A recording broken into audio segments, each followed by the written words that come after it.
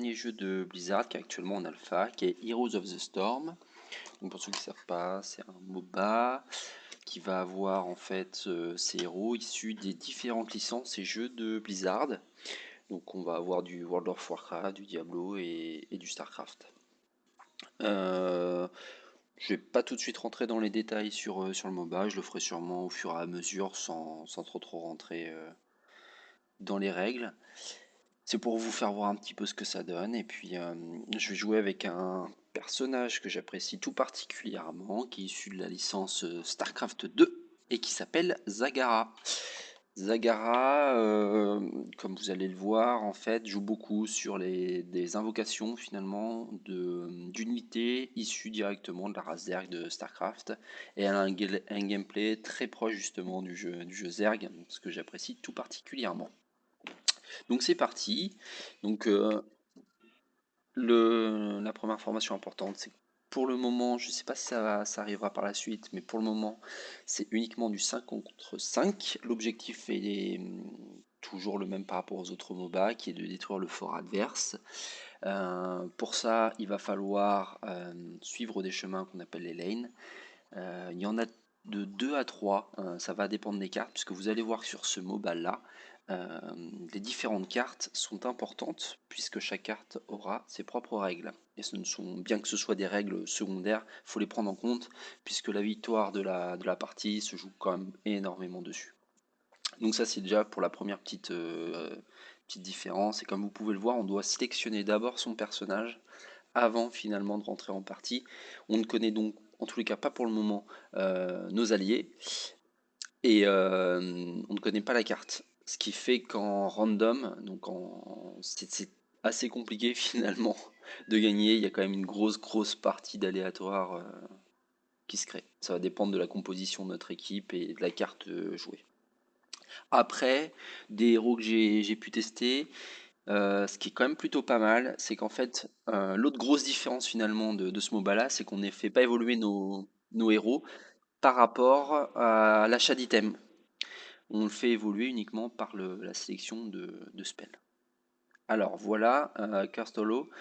Cette map là, en fait, sa règle spéciale, c'est qu'on va avoir des espèces de petits corbeaux qui vont apparaître sur la carte. Il va falloir aller les capturer. Lorsqu'une équipe en a 3, l'armée adverse est maudite. Et quand l'armée adverse est maudite, tous ce que j'appelle les péons, mais qui sont les minions, sont réduits à un point de vie, donc c'est très facile de pusher une lane. Et en plus de ça, les tours ne tirent plus. Donc c'est vraiment, en gros, le but c'est d'aller curse l'ennemi adverse et de push le plus loin possible. Voilà. Donc il me semble que celle-ci c'est une carte à 3 lanes. C'est une carte à 3 lanes. Il n'y en a qu'une seule qui est à 2 puisqu'il y a des mines. Et donc, je reviens vite fait sur l'évolution, puisque ça change quand même pas mal. Il y a deux grosses règles qui changent par rapport à tous les autres MOBA. La première, c'est qu'en fait, comme je vous ai dit, il n'y a pas d'item. C'est vraiment par la sélection de passifs, et voilà, ou d'actifs parfois. Donc c'est ça. Premier niveau, je dois en choisir un. Et je vais prendre... je vais tester ça. Je viens de le débloquer, c'est Ventral Sac. Ça permet de faire pop 3 roches. Je vais prendre ça. Je vous avoue, je teste. Je ne l'ai jamais fait avant. Donc, Zagara, ah si, important, j'allais oublier. Le dernier point qui change beaucoup des MOBA sur l'évolution, c'est directement sur le PEX. C'est-à-dire qu'en fait, la plupart des MOBA ont le héros qui PEX de son côté lui-même. C'est pour ça que le jungle a une importance, une grande importance. Ici, en fait, toute l'équipe PEX en même temps. Et ça change quand même énormément la donne, étant donné qu'il n'y a plus de héros à la traîne. Donc, on a une Zagara en face.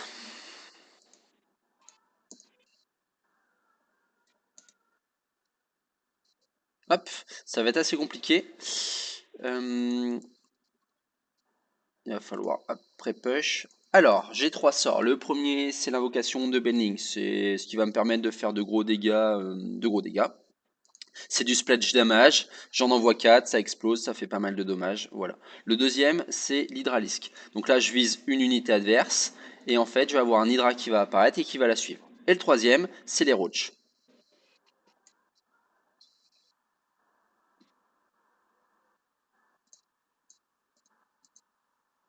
Voilà. Hop. Donc là, vous pouvez voir, ça peut vite faire mal. C'est-à-dire qu'en fait, dès lors qu'il y a un adversaire qui s'approche trop, le but, ça va être de mettre l'Hydra sur lui, invoquer les roaches tout proche, et ensuite de lui balancer un petit peu de bending pour le finir rapidement. Et quand je vous dis que ça ressemble pas mal aux Zerg, c'est qu'en fait, donc on a tous les héros commencent avec 3 spells et généralement un passif. Sauf que sur Zagara, c'est pas un passif, c'est un actif et ça permet de faire apparaître des tumeurs qui sont le creep de StarCraft 2. Et ça fonctionne exactement pareil que le creep de StarCraft 2. C'est-à-dire que lorsque je suis dessus, je me déplace plus rapidement et je me régénère plus rapidement. Et en ça, c'est vraiment assez sympa. On va vite voir que Zagara est un des héros qui a le plus de capacité de déplacement, alors qu'en réalité, c'est celle qui se déplace le moins rapidement de base.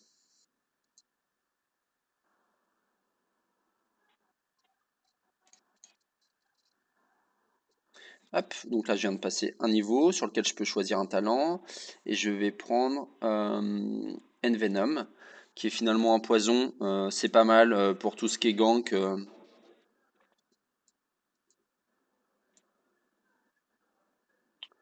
Ok.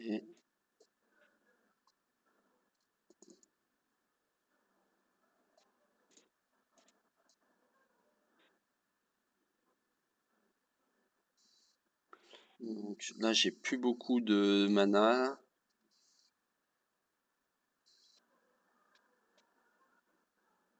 Voilà.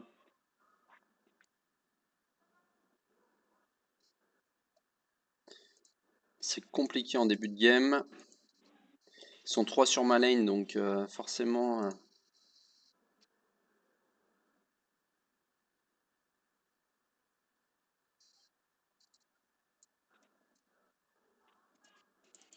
Voilà.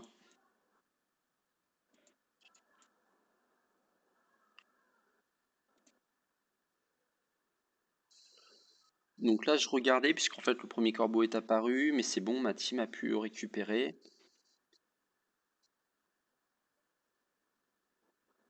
Donc, je vais essayer en fait de préserver mon mana le plus possible. euh, pour essayer, puisqu'en fait, je vois que Tyrell, il est un peu chaud. Il est un peu beaucoup chaud même. Donc, voilà, je vais essayer de me préserver. Continuer finalement à le garder près de ma lane. Et puis continuer à push. Voilà, hop. Là, je vais lui balancer un petit Hydra. Non. En début de game, faut pas trop faire le fou. Je vois que Zagara est revenu. Alors, celui-ci, ce que je vais faire, c'est que je vais tenter l'incubation. Non, je vais prendre le volatile acide. Ça fait énormément de dommages en fait sur les non-héroïques, ce qui permet de push énormément. Vous allez vite voir. Voilà.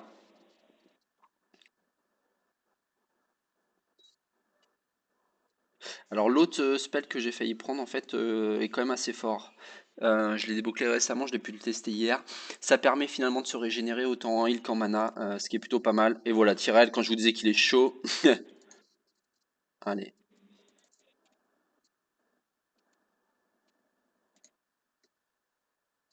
on va push, c'est le moment.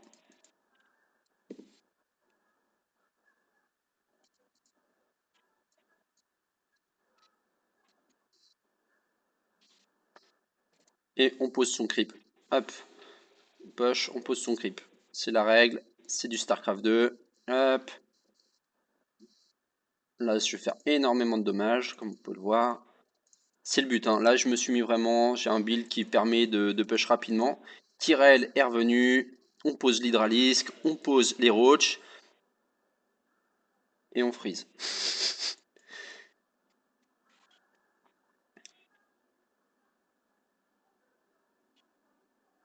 Donc bon, c'est un jeu en alpha, comme vous pouvez le voir.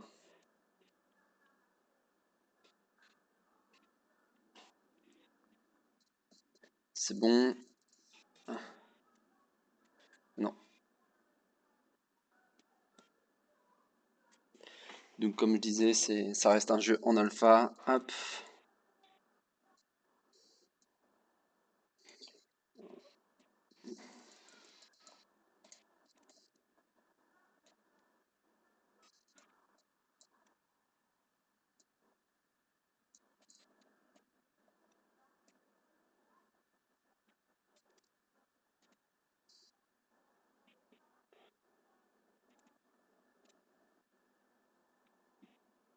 Ok.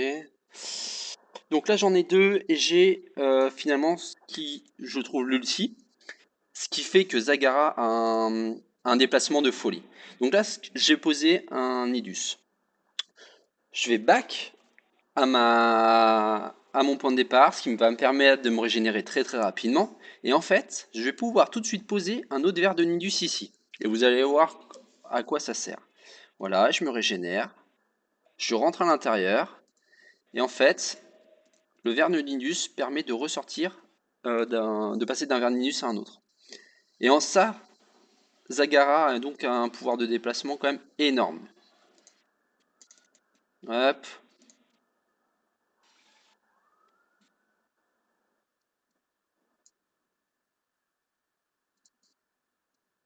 là, hop.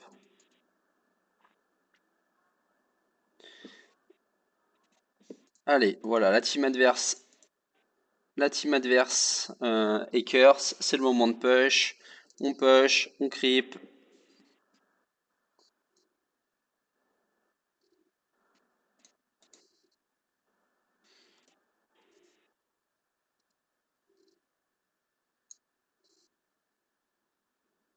Non, par contre,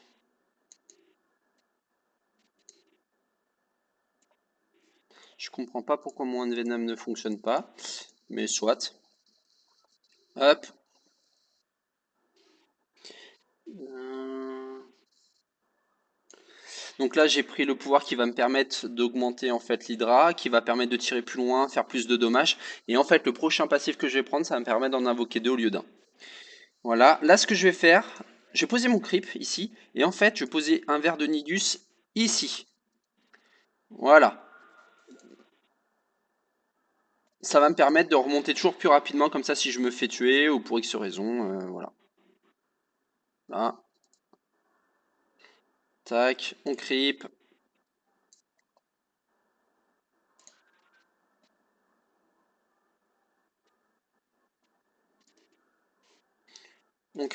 on se régénère.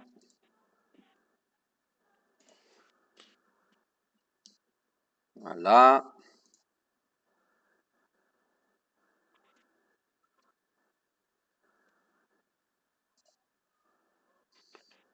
On recreep et c'est reparti.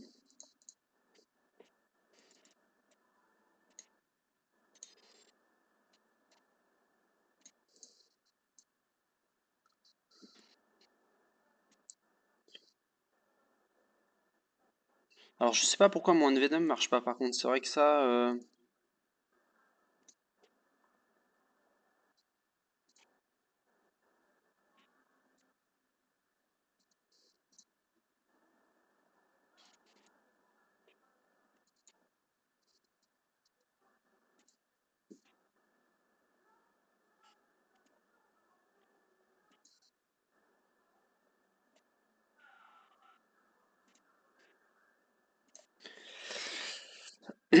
Donc là par contre je pense que mon verre de Nidus va être vu. Ouais voilà, c'est pas grave, j'en ai reposé un.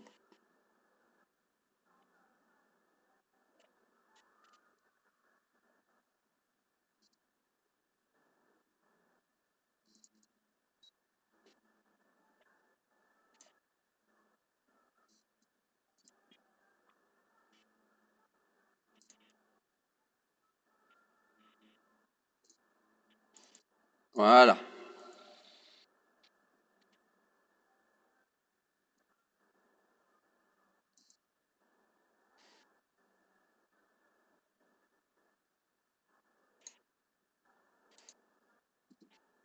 J'ai pu poser mon Hydralisque qui va lui tirer dessus.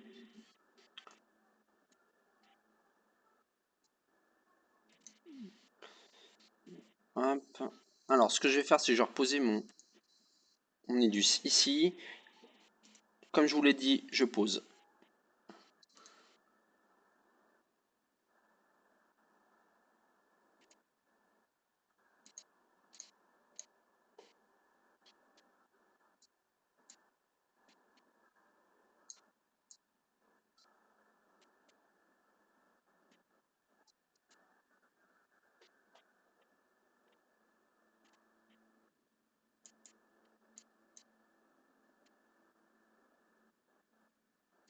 Et voilà.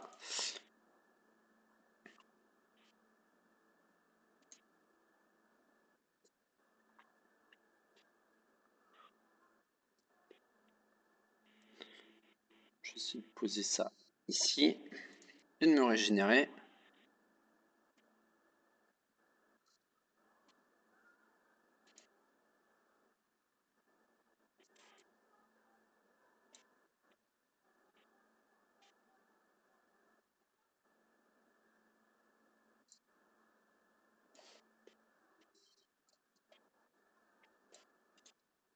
Alors, je comprends pas pourquoi mon Envenom n'a pas fonctionné.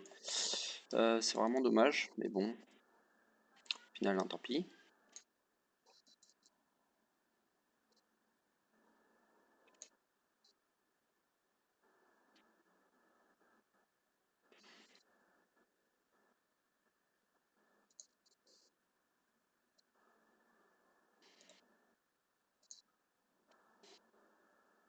Voilà, c'est parti, là je push. Et comme vous pouvez le voir, ça push très très bien.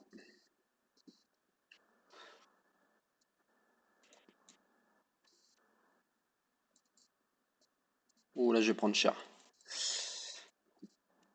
Ouah, première fois que je suis mort. C'est pas grave.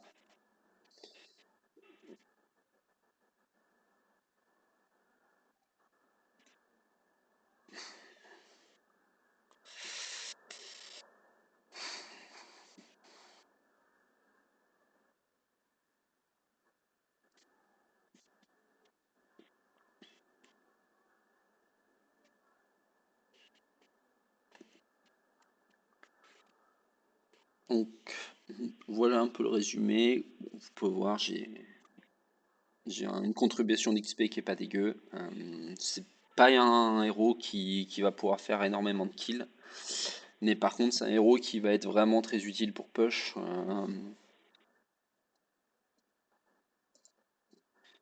Et hop, on y revient très rapidement.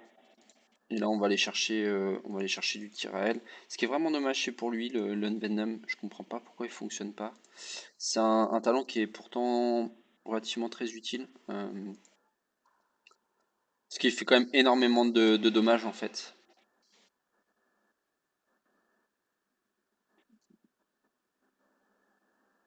Alors là, je vais aller faire en fait un camp de mercenaires. L'idée, c'est de buter des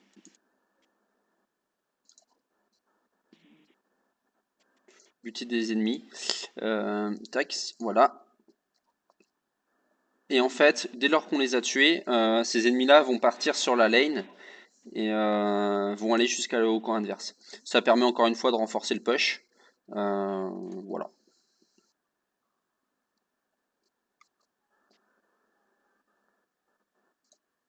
Hop, on va prendre ça. Et voilà, c'est bon. Alors j'ai été les prendre puisqu'en fait l'idée c'est de revenir push un petit peu ça. De revenir un peu push cette lane là. Je vais aller vite fait aider mon pote. Hop.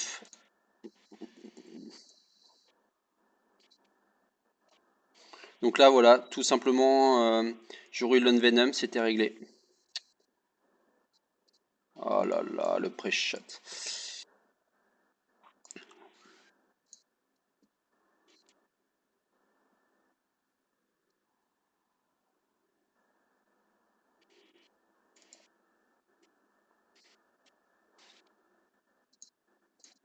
Voilà, hop. Eh ben, c'est pas mal. C'est pas mal.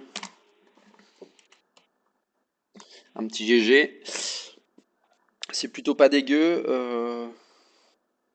Donc en fait, vraiment les camps de mercenaires, c'est aussi un autre point qui est un petit peu nouveau.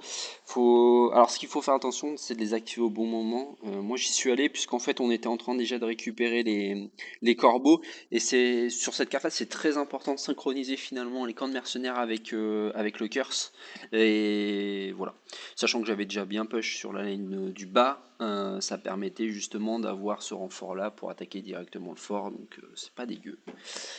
C'est pas dégueu. Voilà. On va aller voir vite fait les petites stats.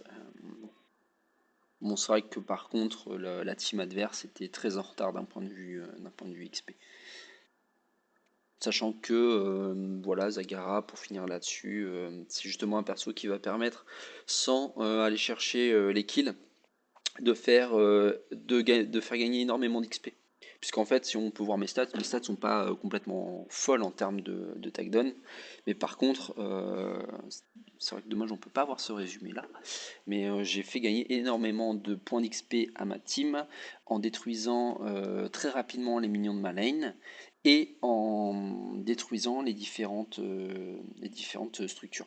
Puisque faut savoir qu'en fait, même la destruction des petits murets rapporte du pex.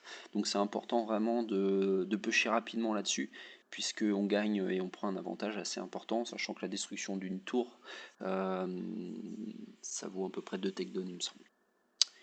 D'information. Donc voilà, c'était la première petite vidéo sur Heroes of the Storm.